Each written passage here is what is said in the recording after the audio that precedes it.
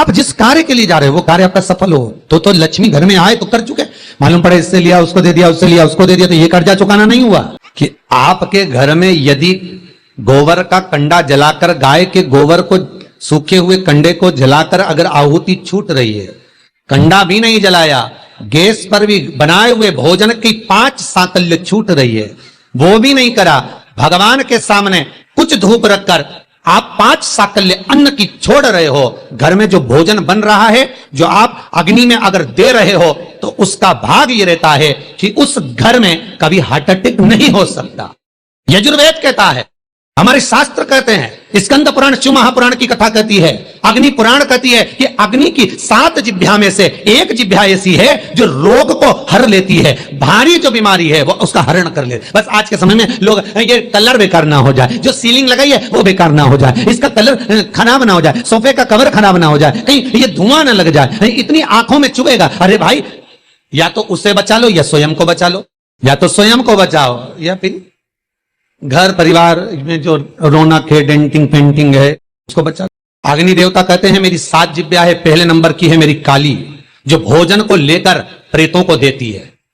हम जब आहुति छोड़ते हैं यज्ञ में, हमने जो आहुति प्रदान करी वो 7 भाग में बट गई, और उसका फल क्या क्या है ये अग्नि पुराण कह रही है, उसका फल क्या क्या है ये स्कंद पुराण कह रही है, उसका फल क्या क्या है ये शिव महापुराण कह रही है। हमने जब आहुति दी, बस हमने हाथ में लेकर स्वाहा बोला, और बोलते से उस आहुति के 7 भाग हो गए महाराज।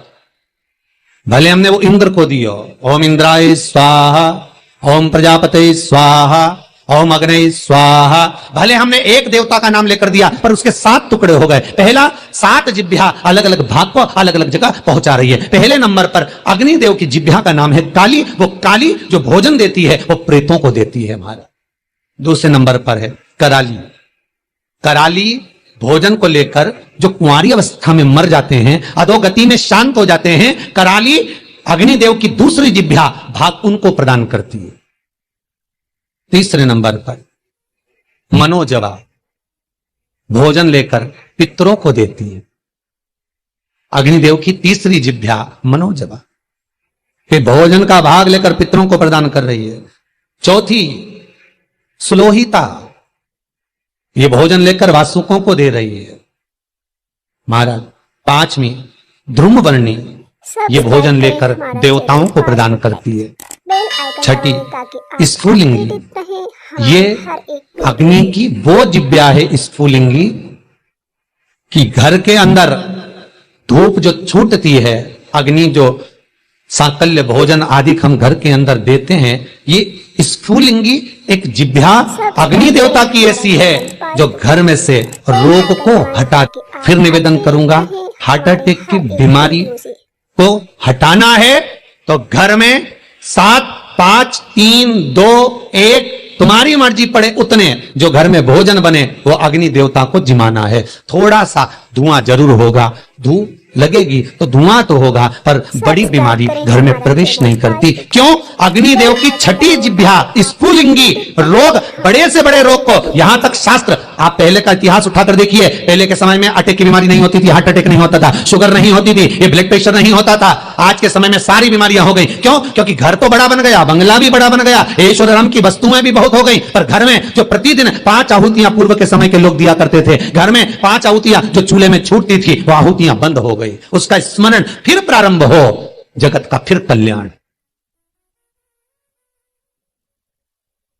हमारे धर्म, हमारे शास्त्र जो वर्णन करते आए हैं वो गलत नहीं है। पहले के समय में यज्ञ अनुष्ठान कितने होते थे, आज के जमाने में काम, लोभ, विषय, आसक्तियां ज्यादा हो गए।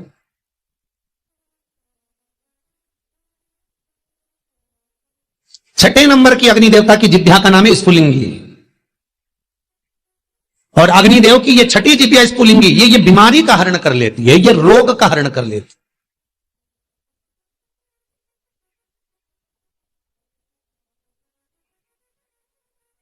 क्यों भैया? वो दिल्ली का हॉस्पिटल जहां पर महामृत्युंजय मंत्र पर रिसर्च चल रहा है, वेंटिलेटर पर पड़े हुए 10 व्यक्ति के घर वालों को बुलाकर कहा गया कि इन 10 का संकल्प छोड़ो महामृत्युंजय पाठ का। उसके पास में जो 10 वेंटिलेटर पर पड़े उनके लिए कोई महामृत्युंजय नहीं। देखा यह जा रहा है कि इन 10 पर महामृत्युंजय के अनुष्ठान का कितना फल मिल रहा है और जो 10 वेंटिलेटर पर पड़े हैं उसका क्या फल है।